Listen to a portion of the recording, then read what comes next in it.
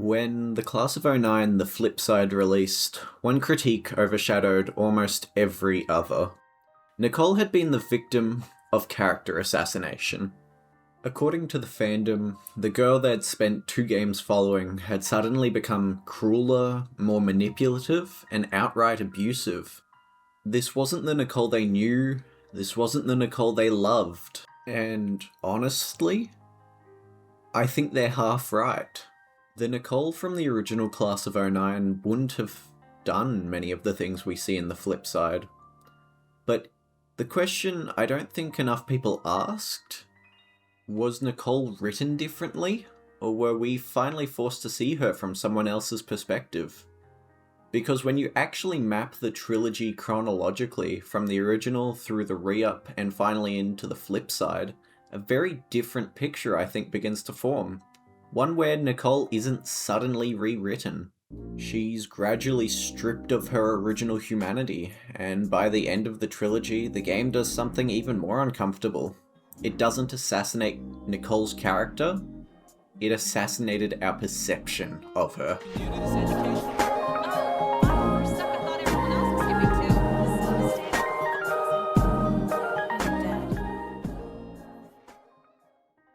In my last video, I discussed how SBN3 used the flip side to dismantle the fandom's romanticization of his characters. But if we really want to understand why the finale feels so hostile, we need to have a look at the actual timeline of Nicole and Jekka's relationship. We often treat Nicole as a static entity, a sociopath who was exactly the same on day 1 as she was on graduation day.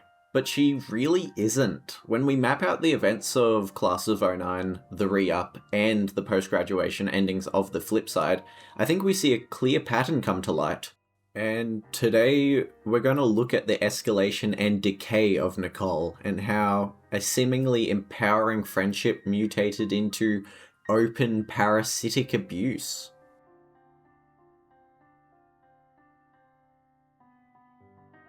To understand how far Nicole falls, we have to establish exactly where she starts. The original Class of '09 is our introduction to the series, and crucially places us directly behind Nicole's eyes. The game begins in the immediate aftermath of her father's suicide, forcing her to move. It's difficult to tell, but to some extent she is grieving, if not for her father's death, then having to shift places again, stating, "But whatever, it doesn't matter. Nothing matters. I'm moving. Again. City, county, state, all the same fate." But I've always said that while leaving. This time, it's on arrival. Because we experience this world through her eyes, her self-proclaimed sociopathy doesn't read as outright malicious. It reads more as a layer of apathy she lays over the first game.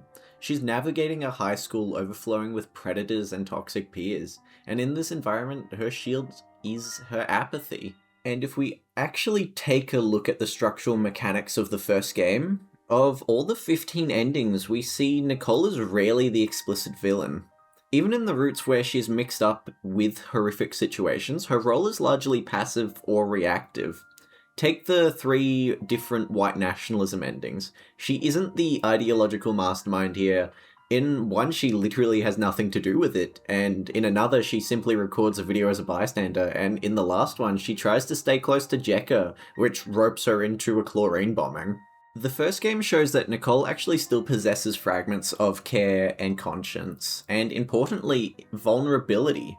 If the player chooses to do the right thing and refuses to falsely convict a guy of assault, she ends up homeless for her moment of moral clarity. And in the ending where she indulges in the fake performative hostage friendships, she crumbles under depression, leading to either her ending up in a padded cell or committing actual suicide. This is the original Nicole, and the one the fandom fell in love with. She was a damaged girl playing defense, and Jekka was the one person she could cling to for mutual support. In this first game, Nicole is a far nicer, less vindictive person than I think the common image became. But this is baseline Nicole. The tragedy came when the fandom's idea for Nicole influenced SBN3 in the sequel.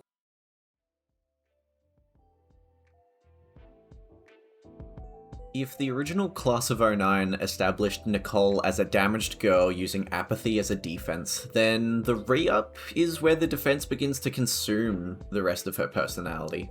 Chronologically, the re-up takes place near the end of the first game, just before graduation. Tonally, however, it represents a fairly big shift. The series leans much harder into the dark comedy, and in doing so, Nicole's defining trait, her emotional apathy, is exaggerated far beyond the first games. In media analysis, this is often called flanderization, when one aspect of the character gradually grows until it overshadows everything else. Importantly, I don't think Nicole becomes a different person overnight. Instead, the cynical and sociopathic tendencies that were always present are pushed far further to the foreground, while her vulnerabilities and occasional conscience are pushed more into the background. The endings illustrate this change fairly well. In the original game, Nicole is usually reacting to the world around her. Even when terrible things happen, she's usually a passenger swept along by circumstance. In the re-up, she's increasingly the engine driving the narrative. Take the revenge ending. Nicole doesn't lash out. She spends weeks orchestrating Megan's humiliation because she feels slighted. The racist teacher route follows a similar pattern, destroying someone's career for her own enjoyment. And the abusive ex's ending shows her exploiting vulnerable relationships for personal gain.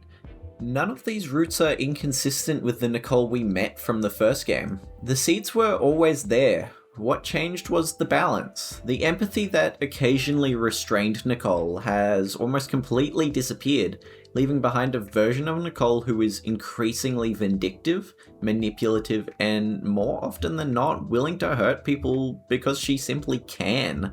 I also think this explains why so much of the fandom remembers the re-up version of Nicole. It's easily the funniest game in the trilogy.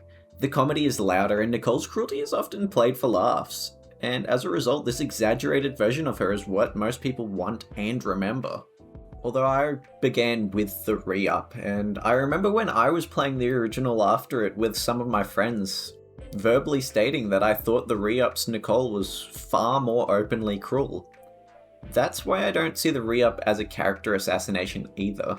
If anything, it's the bridge between the original game and the openly abusive woman we encounter in the third game. Whether intentional or not, it charts Nicole's gradual abandonment of her empathy really well.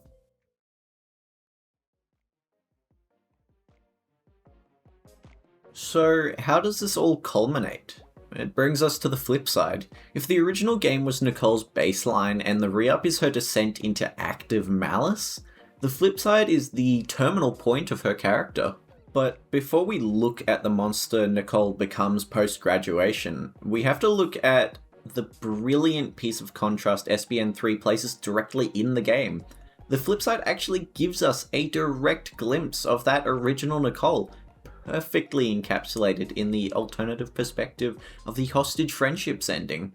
In this route, we are back in the timeline of the first game, but seeing it through Jekka's eyes. And there, Nicole isn't chaotic or an evil force. She's a more sympathetic character. She feels locked into her path, suffocated by the relationships she's maintaining, and ultimately she's driven to suicide. The ending is crucial because it proves a massive point. SBN3 didn't forget how to write the original Nicole. He remembers exactly who she was as a more vulnerable and relatable character. Which means the Nicole we see in the post-graduation endings isn't a result of bad writing or character assassination. It is the result of deliberate change. And when we hit the graduation endings of the flip side, the structured ecosystem of high school is gone. Nicole can no longer manipulate people to pass the time, and she's left entirely to her own devices. And the flanderization we saw in the re-up solidifies into just pure abuse.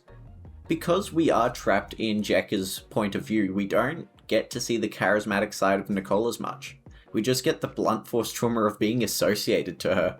In these post-grad routes, Nicole is openly evil. She's no longer reacting to a hostile situation, she just is the hostile situation. Look at her actions. She manipulates Jekka into a situation where they kill Jeffrey for no other reason than she was bored. And the one I think disturbs most people is when Nicole vindictively preys on Jekka by performing acts with her abusive father. This isn't the edgy anti-hero humor of the first game. This is a predatory assertion of dominance. Nicole knows exactly how many problems Jekka's father has caused her, and she weaponizes it simply because she can. It is the absolute pinnacle of a parasitic relationship. Nicole is actively feeding off of Jekka's misery simply because she was told no by Jekka once. A lot of people fundamentally misunderstood the conclusion of the series because I think they refused to accept that Nicole was written to change. They wanted her to stay the same quirky and relatable girl from the original. But SBN3 wrote a character who spent years systematically becoming more and more unhinged, and it shouldn't have come as a surprise in the flip side.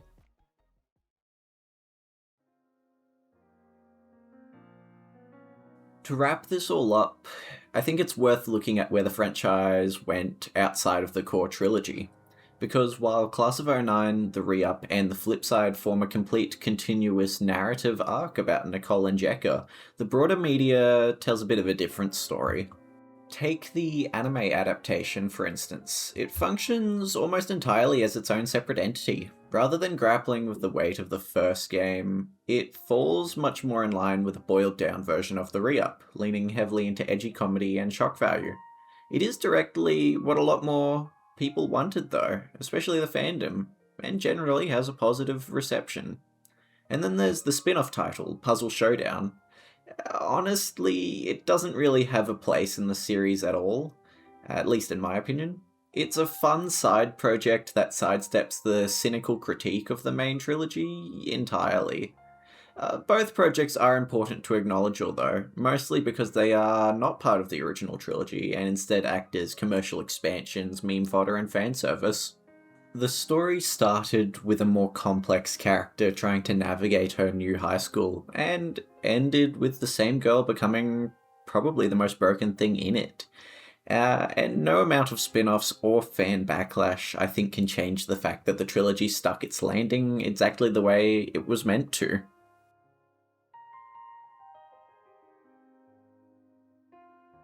The backlash to the flip side, in my opinion, stems from a fundamental misunderstanding of what Class of '09 was trying to do with Nicole.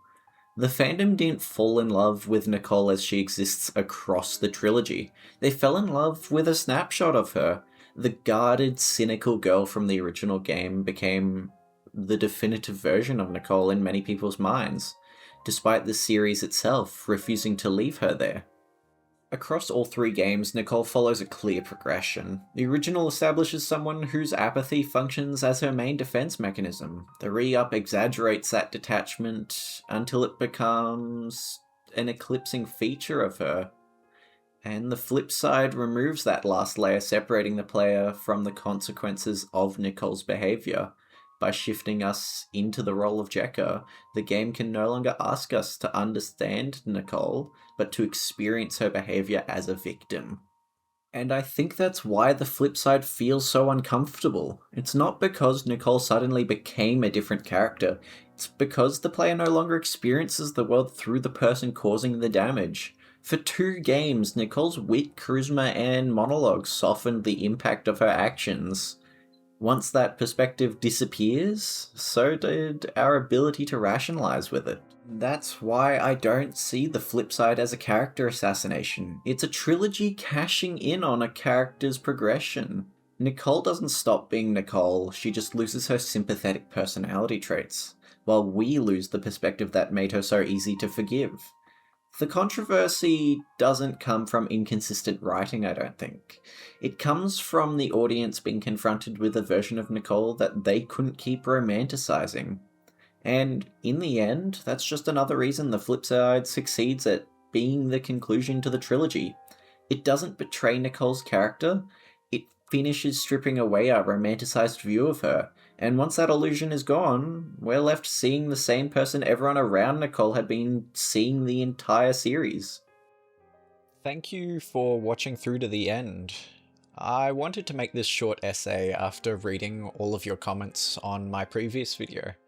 All of you made really good points, and so I thought I'd illustrate some more onto my previous point. Even if you don't agree with my opinion here, I'd love to read what you all think of Nicole's character over the series.